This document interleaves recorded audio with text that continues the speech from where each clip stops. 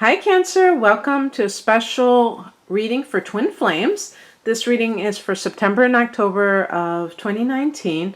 The extended period of time is simply so that more people see this specific reading, not just in September, because this is not like a time-sensitive reading. This is more, I could just do one reading and say whenever you happen to watch this, this is the right time for you, but that might be a little bit too open-ended. So I'm going to just do 2 months, and then maybe in a couple of months I'll do another couple of months to round out the year. Who knows? We'll see what happens.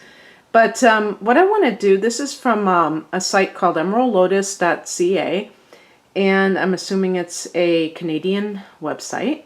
And I'm just going to read a couple of excerpts. I've already done 4 of these, and I've been reading the same thing over and over again. But the reason I'm doing this is because there will probably be a certain percentage of people who are just clicking on this out of curiosity's sake.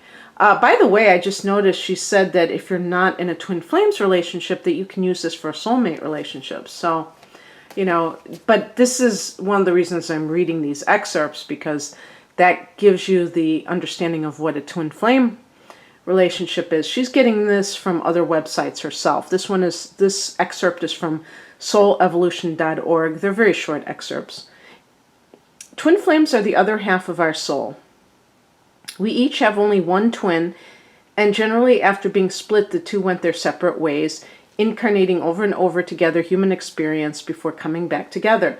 Ideally, this happens in both their last lifetimes on the planet, so they can ascend together. So you probably haven't had many lifetimes with your twin. Each twin is a complete soul, not a half a soul. It is their task to become more whole, balancing their female and male parts, and ideally becoming enlightened before reuniting with their twin. The reunion is of 2 complete and whole beings. All other relationships through all our lives could be said to be practiced for the twin, the ultimate relationship. Okay, and then there was another excerpt from something called Alpha Imaging. I think she was getting that from Pinterest, but I'm not sure. When twin flames do incarnate together, the coming together is often chaotic and stressful, physically, emotionally, mentally, and spiritually. The relationship is very intense. The romantic, loving version we all think of is really for twin souls. So that's apparently a different type of a relationship. I didn't know that. Twin flames come together as 2 mirrors of each other. They're there to reflect back to each other the truth of themselves. What is reflected is not only the beauty of themselves, but also their imperfections, attachments, and emotional baggage. Okay. Well, that may be true, but what if you have a twin flame and that person is carrying on a relationship with somebody else? What is that reflecting onto you? I don't know if that applies in every instance. So anyway, I'm going to lay out the cards, and I will tell you after the fact, when it's time for each card, I'll tell you what each card represents. And some of the cards you may not see because of the nature of my camera setup and the table itself, which is long rather than, which is more horizontal than vertical. If I had a square table, then I probably would have, I might have greater length. Okay.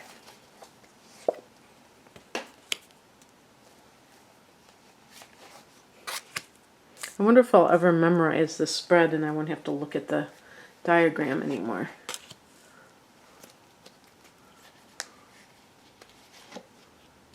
Sometimes I don't have to put them that far apart. I don't know why I do that.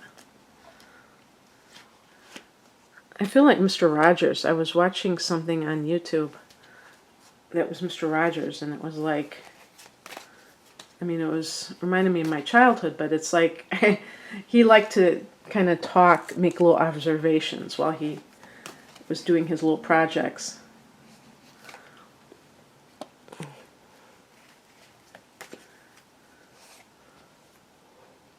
And then the last card is at the top, and I'm going to just prop it up, I think. Oh, I've been getting that Queen of Wands. All right. So, scrolling down so I can remember what each thing stands for. The first card to represent our energy, you and this other person, the Wheel of Fortune. Very interesting. Now, energy, of course, can shift, can't it? And right now, the transing North Node is in Cancer. So you already have like kind of the Wheel of Fortune in your sign, Cancer. The changing winds of fortune, the destiny that is calling your name, when the North Node is in your sign, it could be highlighting your evolution and your attainment of whatever it is that you're here to attain. And the Wheel of Fortune can be being in the right place at the right time. Well, this card is connected to Jupiter, so it's possible that what it represents is that you and this other person have an expansive quality for one another, where you help to open up the other person's realm of experiences, which is really great, actually. Well, actually, it's a very actually the energy. When they say the energy, I'm assuming they mean at this moment, and let me say this: it's a very positive energy. The second card is actually the purpose, like what you're here. It says what our purpose is together in this lifetime. Very interesting. This is another positive card, and it is the Magician. So your purpose together is to work on self-empowerment and each helping the other. In other words, some relationships are where one person perceives that they're being held down by the other person. The other person may not want you to be independent and resourceful and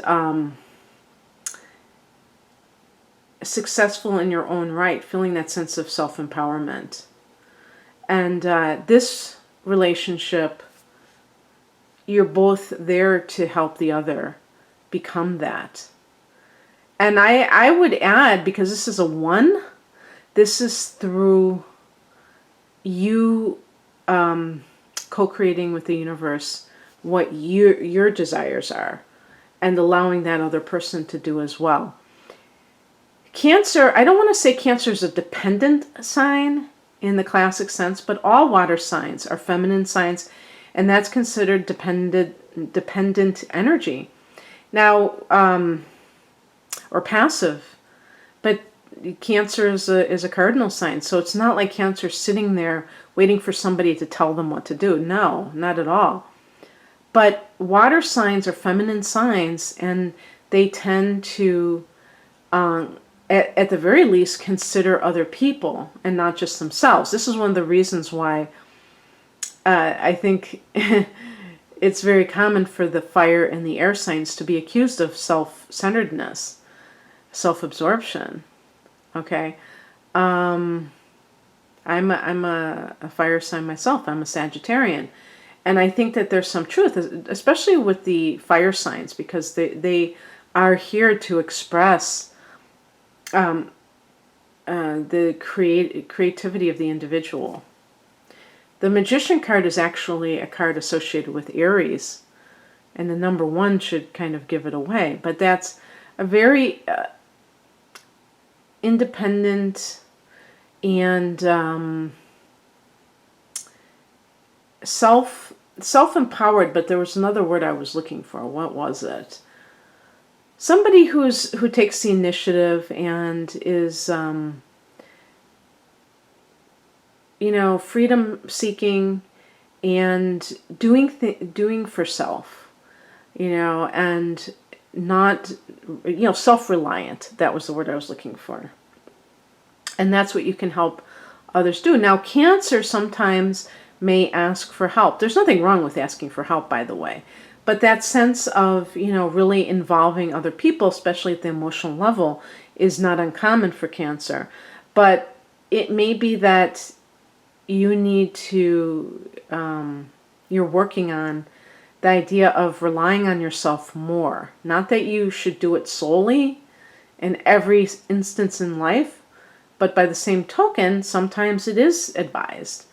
And this could be what both of you are bringing to the table as a lesson. I mean, as your purpose. Actually, I was jumping ahead because the third card is the lesson. And it's actually this one. Sorry, I keep... I'm still getting used to this, but I'm having fun. I really resonate with this particular spread. An important lesson we must learn in this lifetime. So the purpose is this card, that's 2, and then the 3 is the lesson. The lesson is one of betrayal. Now, you might say, oh, I don't want to learn betrayal. But it's also the end. The number 10 is the end of a cycle. So it's the end of the suffering. Rather than being long suffering, deciding to end the suffering. And you get to decide that, Cancer. You decide whether or not you're going to suffer anymore. And this can also be betrayal. We can think about in relationships, infidelity. So, because you're a water sign, you tend to be very personal in your affection. Cancers make wonderful gift givers because they really tune into the essence of somebody else. I'm not just talking about a lover. I'm talking about anyone that you have an emotional connection to. You can be some of the best gift givers because of that intuitive sense that you have that is just innate, that you don't have to work on. And people can feel very cherished by you because you are very particular in what you are attracted to being a water sign. There's a huge amount of subjectivity. So in other words, you inject a lot of your personal biases, but also things that, but bias doesn't have to be something that is ugly. I mean, it could be something that it's just particular. You're very particular based on your own likes and dislikes. Let's put it that way. And you carry this over into your relationships. And if somebody cheats on you, you immediately will take it personally and assume it's all about you. Now, let me say something. This is a human trait. This is not to suggest that you are weak or anything like that. But with you, you take it a step further because you're highly emotional. And so it becomes something that is, I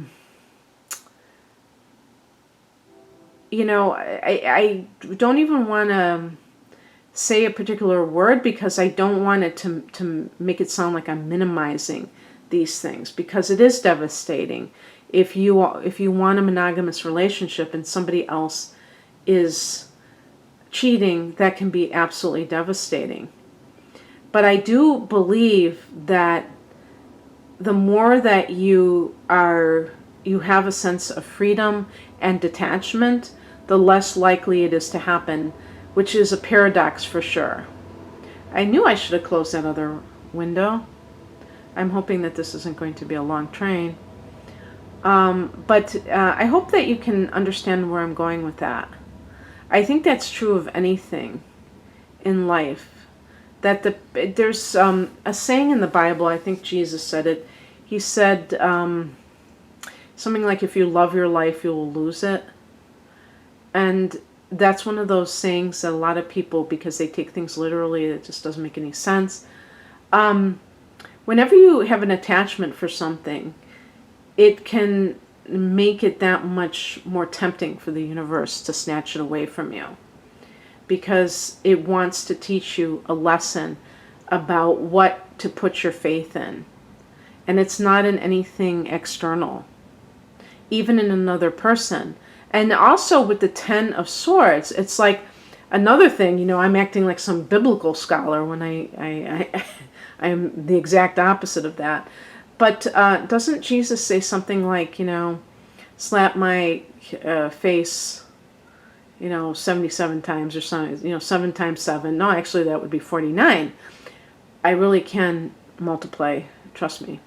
But those kinds of things where you might need to learn forgiveness. And this is the perfect vehicle for that, because you may be madly in love with somebody and feel that deep, deep connection that I hear from people who tell me about this kind of relationship, which I do not know anything about personally, the twin flame situation, and they feel like it's part of them, that other person, and yet they are doing that. They are, they feel like they're being, you know, wounded over and over again, and it's like, how many times do I have to go through this?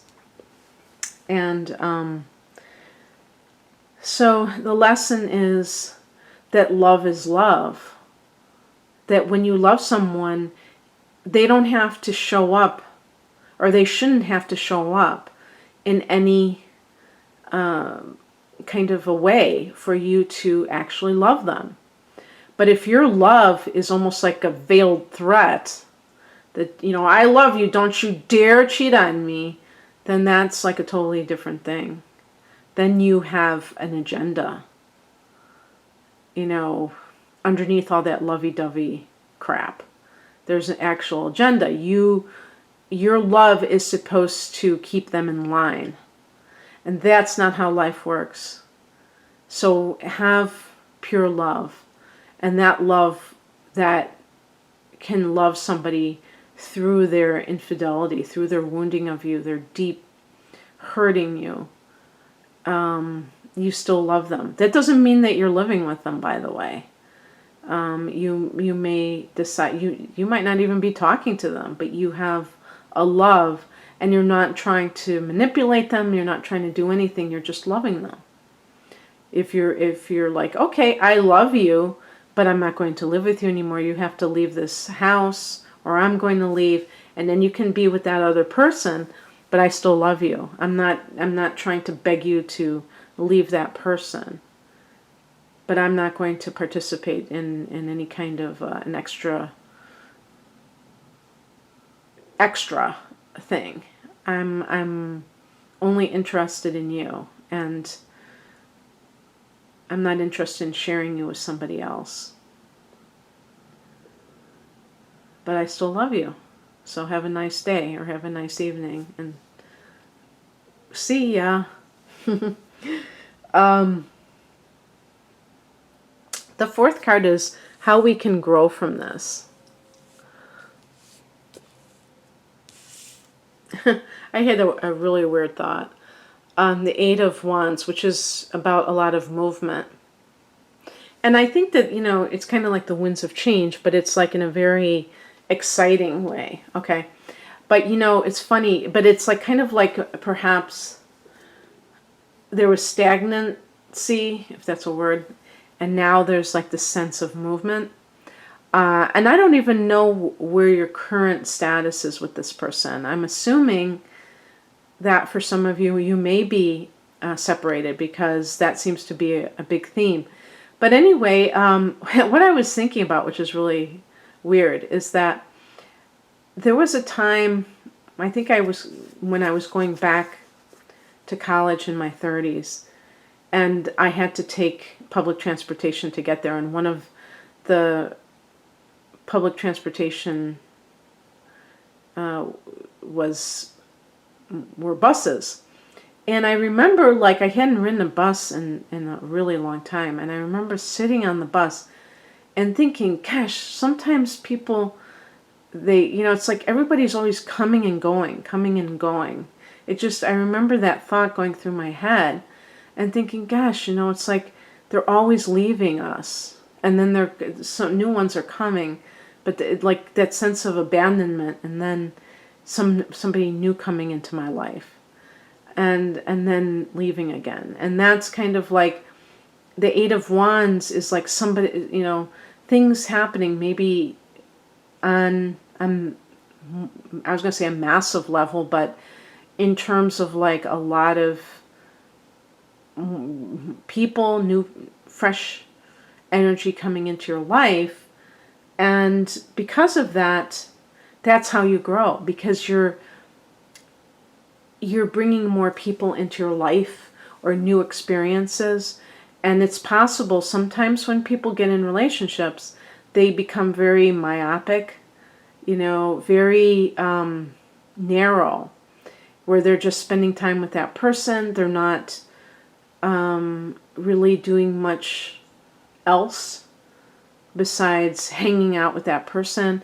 And it can keep you a little bit too stagnant and isolated sometimes. So this is something that is like a catalyst in a way. 5, what our lives look like after completing this lesson. So I'm assuming this lesson is something along the lines of betrayal of some sort. What your lives look like after this. Okay, well, I wonder if some of you were married. Oh, by the way, somebody wrote to me yesterday. Okay, the justice. Well, that sounds like a legal rendering. But also the person who, if you, ooh, that's getting all unfocused.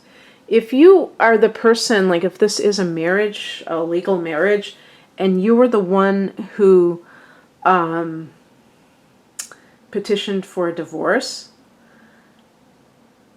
it could be that experience makes you feel more, an equal in this situation, because before you may have felt more like a victim, like the other person had something up on you, that they were in control of the situation. So this may feel like you're taking charge of the situation, and that balance that the Justice card represents. But there was something else that I wanted to say about that. Oh, what I was going to say is somebody wrote to me yesterday and said that, I forget, it was her, somebody else that was her twin flame. And it reminded me, that it could be a child, it could be, this other individual that is not a romantic partner. And I completely forgot about that. I was just thinking in terms of like the primary romantic relationship. So I just want to clarify that too, because sometimes I've been using that particular scenario. So you'd have to substitute it if it's your child, if you feel like your child is your twin flame, or your parent, like a family member, or I guess a friend, could be anybody that's close to you. Okay, so the 6th position is something we can do to strengthen our bond.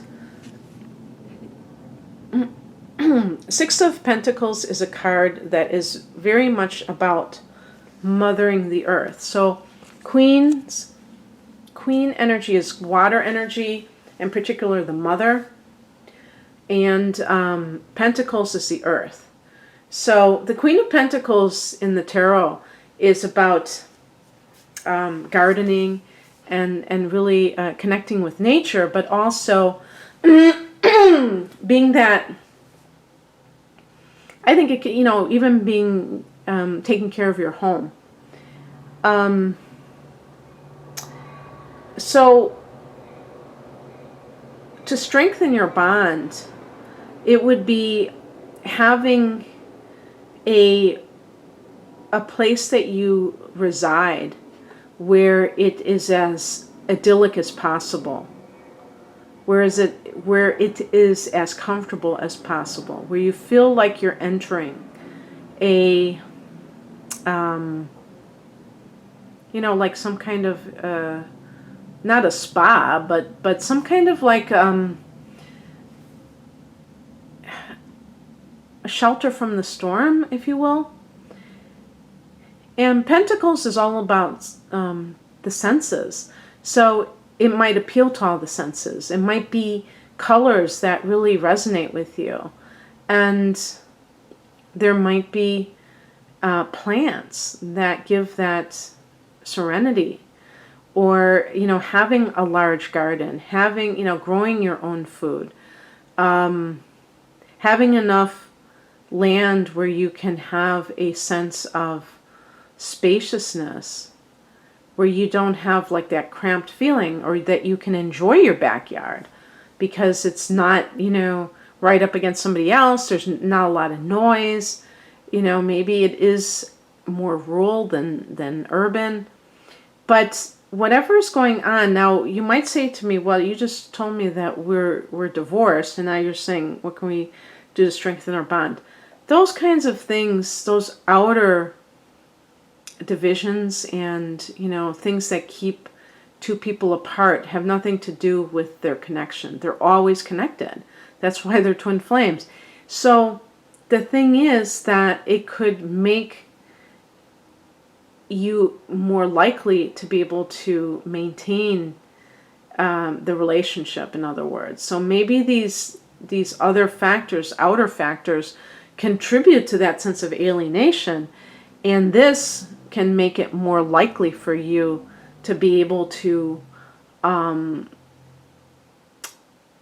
both be on the same page, both be in a meditative state more often. Like if you live in a more rural environment where you hear the crickets at night and you are both like just enchanted by your surroundings, that can be what is really good for your soul.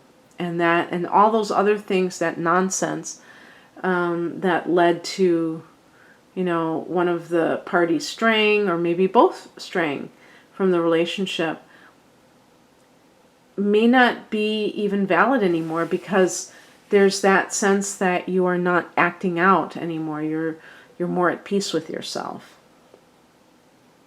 7, a way we can heighten our vibration. So this is more of an energetic thing, obviously, instead of the other angle.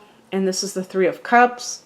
This would be celebration, maybe finding your tribe, finding like-minded people who produce within you a sense of lightheartedness, a sense of you being on the same page with them and enjoying their company and just being happy. These kinds of people are out there for us. I was just thinking about this for myself. There have been times in my life, and my 11th house has Saturn and Chiron in it. So those are 2 challenging energies and influences for your natal chart and dealing with groups of people.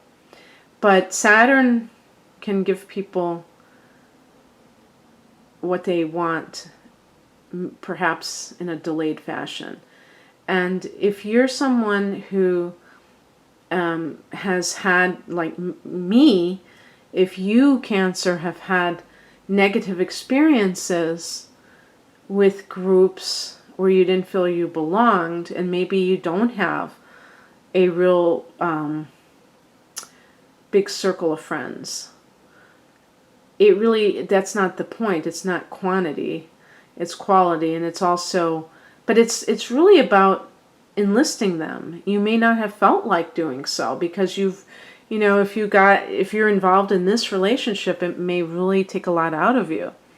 And these people can be people who encourage you and who make life better. Like when you leave their company, you feel lighter, you feel good about yourself. You know how it is when you're around toxic people.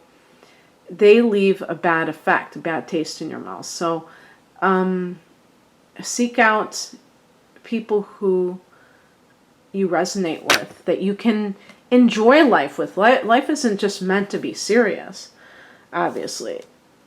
And then the it'll heighten your vibration by you'll be enjoying yourself, and then that will make you at a, vibrating at a higher level, because it's not dense, heavy emotions. It's more light. Something my twin is mirroring for me. Now, as I had, was kind of trying to figure this out in another reading, because usually when I think of the word mirroring, it's like kind of reflecting back what the other person is doing to show them how they are, they are like impacting others. But I believe in this context, it's their behavior that you are to learn from, okay? And I got the Ace of Pentacles, a practical card. And I think of Cancer as a practical sign. The the portal. This is a practical type of a card. In one case, it could be about doing new things with the spirit of wanting a lasting result. In other words, not building your house on sand, but building it with a firm foundation. And we're talking about new relationships, a new business, and things of that nature. But the other thing that I really think it could be, it's almost to me like being willing to walk through that portal, to change, and to trust that you're taken care of by the universe. The clouds are the ones that are granting the individual the gold coin. And so the clouds represent the universe, as far as I'm concerned, or you could say God, I guess. And I remember reading this saying that the universe owes me a living. And I remember I've used that online before. And people just flip out when they hear that, because they think that you're kind of like just sitting there eating bonbons on the couch and, demanding that other people get a job, you know what I mean? And what it means is that we are here for a reason. And that means that we should be taken care of, To me, that's a fair deal. You want to stick me here? Then you take care of me. Taking care of the aspirant or the seeker does not mean that the seeker is just inert, not doing anything. But it means that you can follow your bliss without having to worry that you will not be able to have a roof over your head and food in your stomach. Just basic things. But how many people really ever test that out?